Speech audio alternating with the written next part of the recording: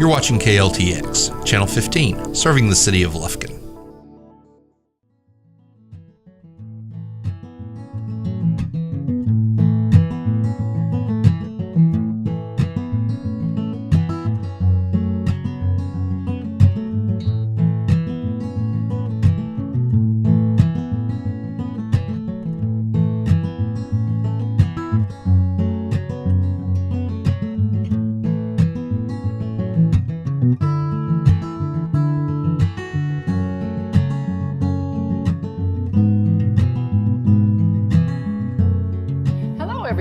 Welcome to the May edition of Forest Country Gardening. My name is Elaine Cameron and I'm an Angelina County Master Gardener. School will soon be out, and today we will talk about how Master Gardeners have been teaching kids about growing and eating vegetables in area schools. Previously, we talked with Larry Pierce, the Texas A&M Agrilife Extension Service Eastern Region Programming Leader, about a program called Healthy Texas. Listen with me as Larry tells us about a program in our elementary schools. Through a program that was started called Healthy Texas, we've done a lot of work in South Texas. The program originally started in South Texas as Healthy South Texas, and through funding provided for that opportunity through the Texas A&M Health Science Center, we were able to extend into East Texas and expand that program into what we call Healthy Texas. And that program is really designed to create awareness about all different kinds of things related to health, and Path to the Plate certainly fits into those educational programming efforts in Healthy Texas. Right. As I recall, the South Healthy Texas, there were measurable results from that, right? I mean, people had changes in their life that improved their health. That's correct. There are a number of programs that we offer. Diabetes education. We work in schools and teach kids about the connections between ag, food, and health through our program that we call Learn, Grow, Eat, and Go. It's a program designed to teach kids in the classroom about vegetables, how they're produced. They get an opportunity to taste vegetables that they grow in a school garden. And the program is designed not only to educate them about the production path of agriculture and the health benefits of food, but to let them be physically active during school, to go out and have opportunities to work in that school garden and see how plants grow and what their requirements are to grow and produce healthy fruits and vegetables. And kids get really excited about that. Absolutely, they kids do. and dirt always go together. We talked with Master Gardener Rhonda Athey about her experience working with children at Dunbar Primary School. And here with me today is Rhonda, who is a brand new Master Gardener this year. And we want to talk to her about a program which is called Learn, Eat, Grow. And this year her class worked at Dunbar Primary School, is that right? Elementary. Okay. And tell us about the Learn, Eat, Grow program and what you did out there. Wow, it was kind of interesting. We started out there was 5 of us interns, and we started educating. There's, of course, a book that we go, guideline, and we start teaching the kids how to recognize vegetables, if it's a fruit vegetable, if it's, how you grow them, how you eat them, how you can prepare them. We do taste tests, so kids always hear, "Ooh, broccoli, have you ever tasted it?" No. Form your own opinions. So they get to fill out their own little report card, whether the taste, the 5 senses, smell, touch, eat, all that. So they kind of like snacking on their food. It's all second graders. There's 7 classes of second graders. So one week on a Wednesday we do 3 classes, and the next week we do 4 classes. Very educational. I think they like it. Sometimes they get to go and take, recipes home if they do a little preparation of a light meal. Now that the weather's gotten a little bit better, we're able to go outside. Last couple of weeks we've been planting potatoes and radishes and carrots and sugar snap peas and onions, so they're going to get to watch these grow. So last year when we incorporated it, they got to see some potatoes come off, and we cooked the potatoes. So they're getting to see the whole the whole realm of gardening and cooking and knowing that food comes from a garden, not just HEB produce section. Right, exactly. So your group had a really good time, and you're continuing on even past your internship. Is that correct? Correct. That is great. That is great. Yeah, and it's an especially important program because our area, unfortunately, has one of the highest obesity rates in the state of Texas, as well as a lot of other health risks. So the idea is to start with children who are young, help them form good health habits, learn about vegetables, and then gardening. And the exercise, did they enjoy that? Right. So, I mean, we've done scavenger hunts. We get to go outside when the weather's permitting and look around, look at trees, look at leaves, a lot of different things, but exercise, we're teaching on exercise and healthy eating and, portion control, and it's very educational. And they actually will, kind of go, wow, we always thought it had to have ranch dressing on it, because they all like ranch dressing. Yeah, can't eat a vegetable without ranch. I know, but they can. They have learned. Yes, they can. Excellent. That is excellent. And Rhonda's class, there were five master gardeners, received the award from the Extension Service as it usually is an individual, and the award selects the person who has helped the Extension Office the most. And they received the award as a class, which was wonderful because they did such a great job with the children at Dunbar. So thank you, Rhonda, for joining us today. You're welcome. Thank you. Master gardeners Linda Bates, Linda Connor, Katrina Eccles, James McIntyre, and Rhonda Athey volunteered at Dunbar Primary weekly for the past year and a half. In February, the group received the Angelina Extension Office Award for their excellent work with the children. Joining us today is Joel Reedus, Texas A&M Agrilife Extension Agent for Family and Community Health in Angelina County. Joel is a registered dietitian. Welcome, Joel. Thanks for having me. It's always a pleasure. Great. Well, can you tell us today a little bit about your responsibility, what you do at the Extension Office? Okay. So, as you know, Texas A&M Agrilife Extension is basically the community education and outreach branch of the A&M system. And most of your viewers are probably more familiar with horticulture and the things we do in agriculture, but I work on a completely other side, which is health and wellness. So I conduct a variety of programs for adults and youth in the county. I might be doing diabetes management training or food safety classes, and then another day I might be digging in the dirt with second graders. So right, a varied experience. And our viewers can check the local media to find those classes, right? The newspaper. It's not always in the newspaper, but if they want to find out about everything upcoming, signing up for our monthly newsletter is a good way to stay on top of those upcoming classes if they're interested. Just contact the Extension Office and they'll put you on the list. That's it. Because it's a lot of great education. Yes, ma'am. Now, today we want to talk about the Learn, Grow, Eat, and Go program that Texas A&M Agrilife has for area schools. Can you tell us just what the purpose of that program is? Okay, so the short answer, I guess, is to get kids growing vegetables and eating vegetables, which is worthy goals in itself, I think. But they do that through a very well thought out interdisciplinary program that involves school gardens, a really rich curriculum where they're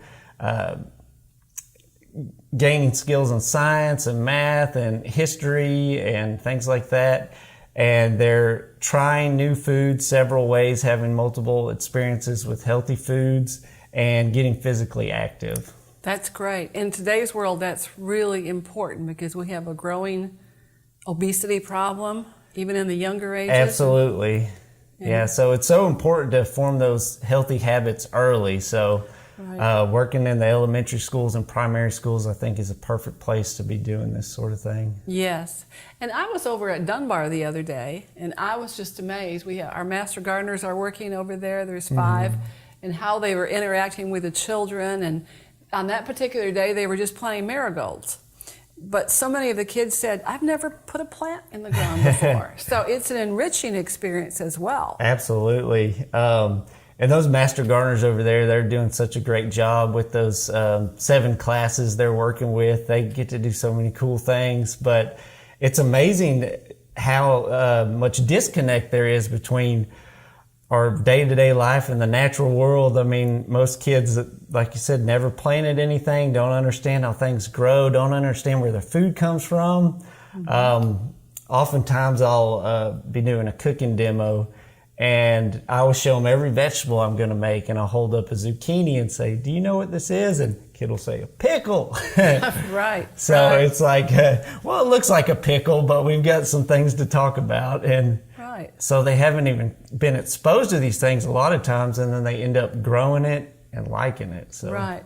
And our viewers would probably be surprised thinking we live in a rural area, and that's not the case. But that's not true anymore, is it? Right, Kids yeah. just don't have those experiences. Not So it's a everyone way has to the enrich. kitchen garden anymore. That's right. That's right. So you go in the schools and work with the teachers, and then the volunteers help with the gardening part, basically? Is that how it works?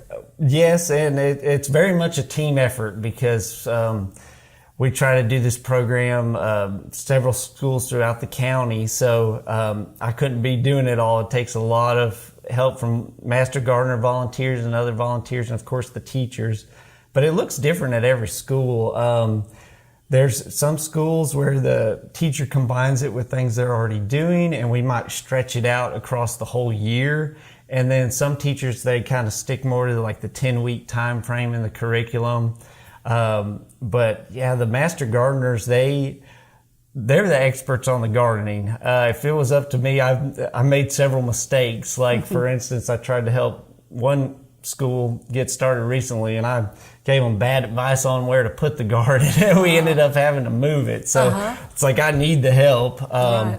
But them just giving their time to show the kids and teach them about it and give them a positive experience, it's great. And then the teachers, they teach some of the lessons in there that complement their, like I said, their science and reading and math and those sorts of things. Right. And just being outdoors and away from a screen Oh, is yeah. healthy to Absolutely. connect with that natural world. It's good for all of us. Yes, and the research study behind this program shows that, and other research on school garden shows that kids that do that, they score better on tests. Just the simple fact of, I know it's not magic, but it almost seems like magic, just getting out there and getting outside.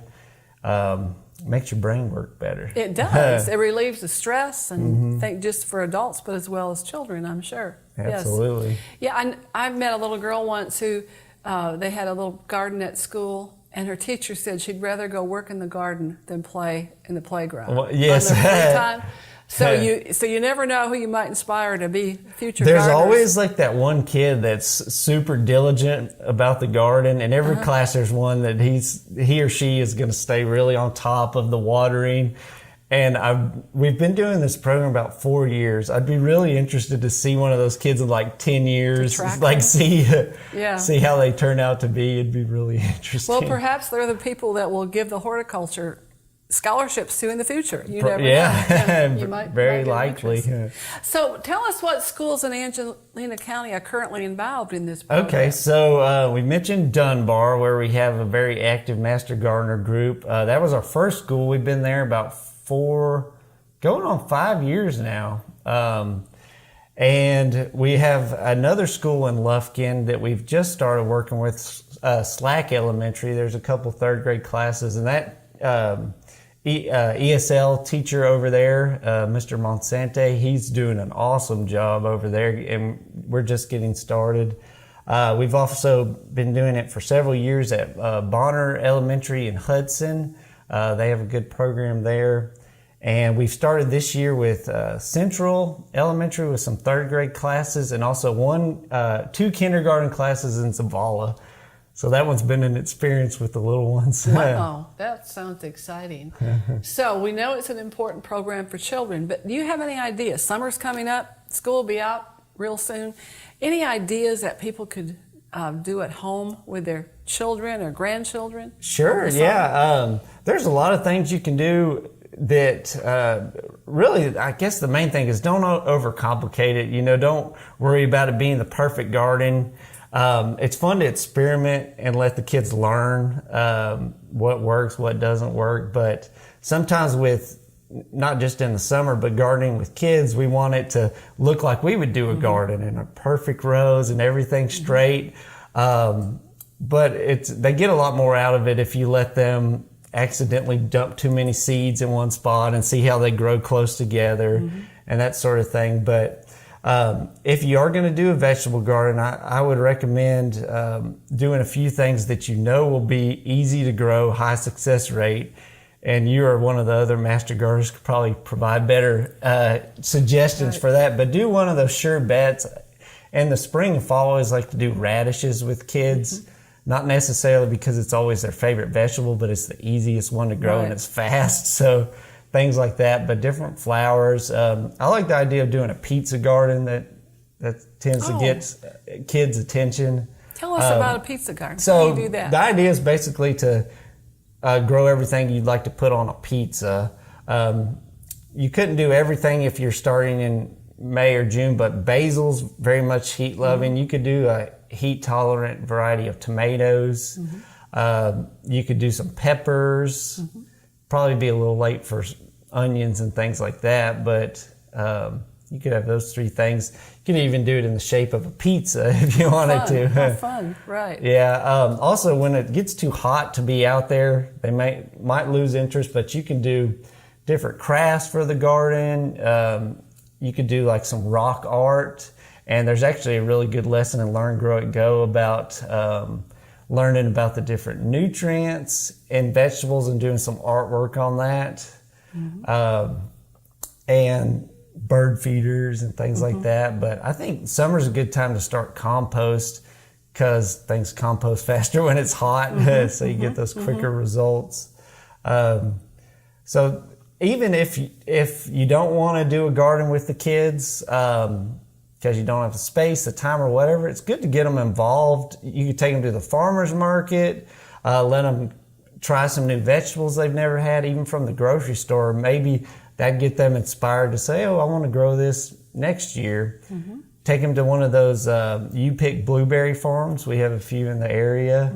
But just don't be afraid to try some things. That's right. There's a lot of things to do. Yes. And another idea would be to start pumpkins, because I believe the time to start pumpkins is around July. Right. Those. And if you want your kids to get involved in the vegetable garden, assign them a spot. This is their place. And they can do what they want Make in that them a spot. sign and make it official. Absolutely. Or get them in their own little raised bed. And then they can be responsible and do what they want, and you don't have to fret about you don't like the rows are crooked or whatever. Right?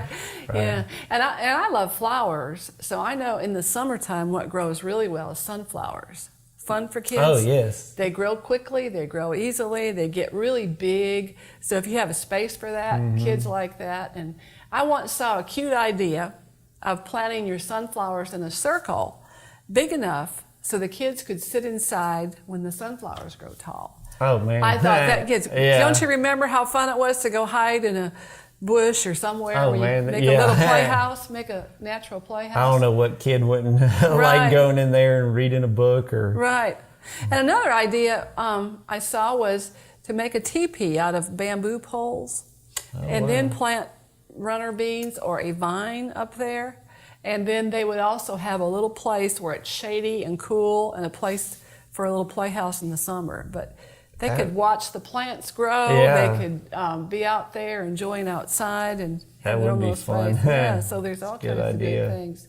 So, is there anything else you'd like to add about your program? I guess maybe just a little bit about the activities that they do, because I think there's some really fun stuff in Learn, Grow It, Go. So probably my favorite part of it is getting to do the cooking demos and vegetable tastings. So we try to have the kids have multiple experiences with a vegetable. The more times they're exposed to, the more likely they are to try it and like it. So we always have kids that have never tried many vegetables. I mean, even carrots, they say they've never tried carrots. They've never tried bell peppers. And so we have a very strategic way we introduce those where they're learning about them in the garden lessons and things like that. And we have them try it raw, but we do it using all 5 senses. So we talk about it's not just taste that you use. We have them grade their vegetable A, B, C, D, even F if they want to, based on all 5 of their senses. So they get a chance to give it a grade. And then after that, we usually try to follow it up with actually cooking it in a recipe. So they get to try it a couple of different ways. And there's always some that didn't like it raw, but then they like it, they don't like it raw, but then they like it cooked in something. And so that's always a lot of fun, because we'll ask them at the end, who in here tried something that you've never tried before, or you thought you didn't like and now you like it? And there's always a lot of hands that go up. Interesting. Yeah, it's just really exposure. Right. Trying new things. Yeah. So so that's my favorite part. But the kids are responsible for the garden. They plant it. They have to keep up with watering and weeding it. And then there's a lot of fun activities they do, not just to learn about gardening, but also about being healthy. So they're learning about my plate, and they're learning about the importance of fruits and vegetables and water over sugary drinks, and all that kind of stuff. So good habits to yes, start. ma'am. Good habits for the children to start. Yes. Right. So you've taken the old-fashioned health curriculum we've had forever and made it more exciting. Well, I can't take credit for it, but we've tried to implement. I'm always impressed with how creative teachers are, because they always kind of start with this, but then they do some things on their own too, and it's always neat to see what they come up with, experiments they do with the kids, and so yeah, it's a lot of fun. Yeah, I talked to one teacher the other day, and she actually brings in and cooks the vegetables for the children, and she talked about a time they were doing pinto beans, and the kids all said, "Ooh, we don't like them." But then she called them cowboy beans, and everybody thought they were great. Just renamed them. Yep. But great ideas for parents at home as well, how to introduce your kids to vegetables. Right. And I know sometimes the parents have tried to get their kids to eat these vegetables, but sometimes just having their buddies do it makes a difference. So I just wanted to say, I know sometimes parents try. Right, I know. And then they see we've had several say, how did you get Joey or Janie or whoever to eat squash? They won't do it. Well, they saw their friend doing it, and their friends survived. Then it was all right. So, so don't give up. Keep trying those things with the kids, and they might like them eventually. Right. So, Joel, if there are schools or teachers out there who'd like to get involved in the program, what do they do? They can just give me a call or email me. I'd be happy to visit with them over the phone, email, or in person to tell them more about the program. They can also go on the website for Learn, Grow It, Go. It's under the Junior Master Gardener program. And they can see more examples of the activities, and also like those TEKS correlations that teachers are interested in, and just find out more about it. We're also planning a training for schools and volunteers that are interested in starting the program for next school year, sometime this summer, probably July. We haven't set a date yet, so let us know if you're interested, and we'll get you on the list. And other than that, just give me a call. I'd love to get more schools involved. It's a great program. So. Great. Well, thank you, Joel, for sharing with us today. My pleasure. The Angelina Master Gardener Noon program on Tuesday, May 21 will feature Matt Buckingham, who will speak on East Texas birds. Program begins at noon, will conclude at 1 p.m. It is free to the public, and you may bring your lunch. Well, this concludes the May edition of Forest Country Gardening. Until next time, this is Elaine Cameron wishing you happy gardening.